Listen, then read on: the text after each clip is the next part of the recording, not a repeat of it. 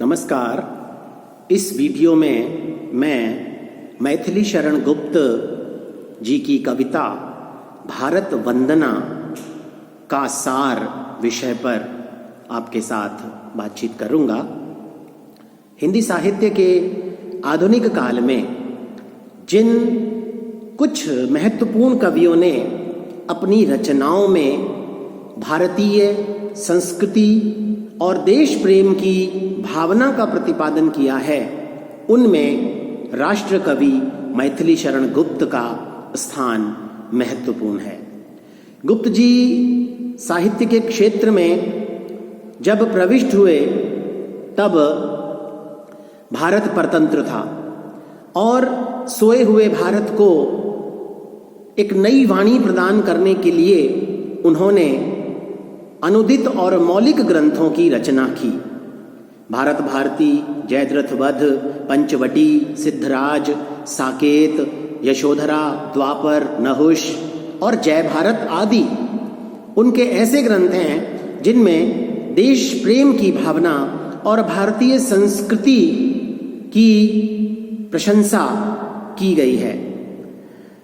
जय भारत रचना महाभारत के कथा प्रसंगों के आधार पर हुई है।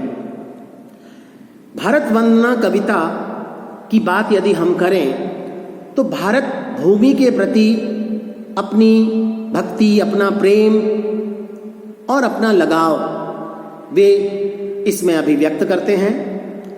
भारत को मातृभूमि मानकर उसके सौंदर्य, उसकी माटी की महक, धरती की पोषक रूप और उपकारी स्वरूप के साथ वे सात्विक भावों का सुंदर वर्णन इस कविता में करते हैं। कविता के प्रारंभ में गुप्त जी ने भारत देश के प्राकृतिक सौंदर्य का वर्णन किया है। भारत भूमि के ऊपर नीला आकाश और धरती पर फैली हुई हरियाली इसके सुंदर वस्त्र हैं। सूर्य और चंद्रमा दो इसके मुकुट हैं और समुद्र इसकी मेखला है। यहाँ बहने वाली नदियाँ इसके हृदय का प्रेम प्रवाह हैं और पुष्प और तारे इसकी शोभा बढ़ाते हैं। जिस प्रकार अलंकार किसी शरीर की शोभा बढ़ाते हैं, विविध प्रकार के पशु पक्षी मधुर स्वर में इसका गुणगान करते हैं और शेषनाग का फन इसका सिंहासन है। बादल इस भूमि पर वर्षा करके इसका अभिषेक करते हैं। इस प्रकार भारत की प्राकृतिक सुषमा अद्वितीय है। इसका यह स्वरूप सर्वेश की साकार मूर्ति के समान दिखाई पड़ता है। मातृभूमि के इस स्वरूप पर कवि ने स्वयं को न्यौछावर होने की भावना भी अभिव्यक्त की है। मातृभूमि कविता में मैथिली शरण गुप्त यह भी कहते हैं कि हम इसी भूमि में लोट लोट कर बड़े हुए हैं। इसी भारत भूमि पर जन्म लेने के पश्चात हमने घुटनों के बल सरक सरक कर चलना सीखा, बचपन के सारे सुख प्राप्त किए, इसीलिए हम इसके सुपुत्र हैं।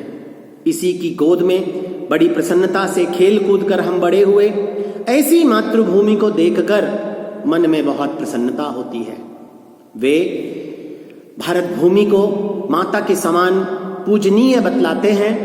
जिस प्रकार माता जन्म देकर अपने बालक का पालन पोषण करती है, उसी प्रकार यह जन्मभूमि भी जिसमें हम पैदा हुए, अपनी गोद में खिलाकर उसने हमें बड़ा किया है, इसी भूमि पर हमने ऊंचे ऊंचे भवन और महल बनाए और इसी से हमारा सामाजिक जीवन, हमारी सुख सुविधाएं आदि हमें प्राप्त हुई हैं। कवि का मानना है कि जब भी हम मातृभूमि की शरण में नहीं रह पाएंगे तो हम प्रलय में समा जाएंगे। अर्थात मातृभूमि का आश्रय न मिलने पर हमारा जीवन समाप्त हो जाएगा। वैसे भी मृत्यु होने पर हम सदा के लिए इसी की गोद में विलीन हो जाते हैं। कविता में मैथिली शरण गुप्त ने मातृभूमि के उपकारों का स्मरण किया। वे कहते हैं कि हमने मातृभूमि से सभी सुखों को प्राप्त किया है, भोगा है, और इसके लिए मातृभूमि का हमारे प्रति जो उपकार है वह अनन्य है। उसका हम प्रत्युपकार नहीं कर पाएंगे। हमारा शरीर इसी मिट्टी से बना है और इसी के विविध तत्वों से हमारे प्राणों का संचार होता है। इस प्रकार अंत समय आने पर भी जब सब हमें हर सिरे से नकार देते हैं तो मातृभूमि की गोद ही हमें अंतिम विश्राम देने वाली होती है। इसीलिए हमें मातृभूमि के उपकारों को सदैव ध्यान में रखना चाहिए और उसकी वंदना करनी चाहिए। गुप्त जी भारतीय संस्कृति की विशेषताओं की ओर भी संकेत करते हैं और उसके प्रति अपनी निष्ठा, भावना और समर्पण की भावना भी अभिव्यक्त करते हैं।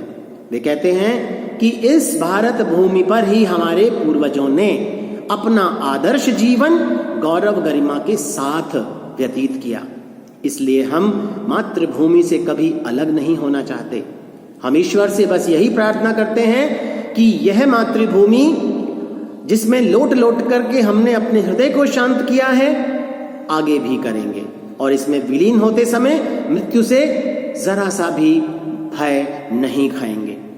जब हम मातृभूमि के प्रति पूर्णतया समर्पण भाव रखेंगे तो तभी हम सांसारिक बंधनों से मुक्त होकर आत्मरूप बन जाएंगे और मातृभूमि से एकाकार हो जाने के पश्चात हमारा जीवन भी धन्य हो जाएगा। इसलिए ऐसी भावना हमें अपने हृदय में संजोकर ही मातृभूमि की पूजा वंदना करनी चाहिए। इस प्रकार इस कविता में मैथिली शरण गुप्त ने देशभक्ति की भावना व्यक्त की है। देश प्रेम को इस कविता में हमारे सामने रखा है। इसमें मातृभूमि के महत्व को विविध विशेषताओं के द्वारा व्यक्त करते हुए गुप्त जी ने पालन पोषण करने वाली परमात्मा की भांति सुंदर और उसकी साक्षात मूर्ति बतलाया है। इस प्रकार की देशभक्ति की भावना गुप्त जी की रचनाओं में हमें हर जगह दिखाई पड़ती है और इन्हीं विशेषताओं के कारण उन्हें राष्ट्र कवि के रूप में सम्मान भी दिया गया। इसमें जननी के समान ही जन्मभूमि के प्रति भावना रखने का संदेश गुप्त जी ने दिया है। धन्यवाद।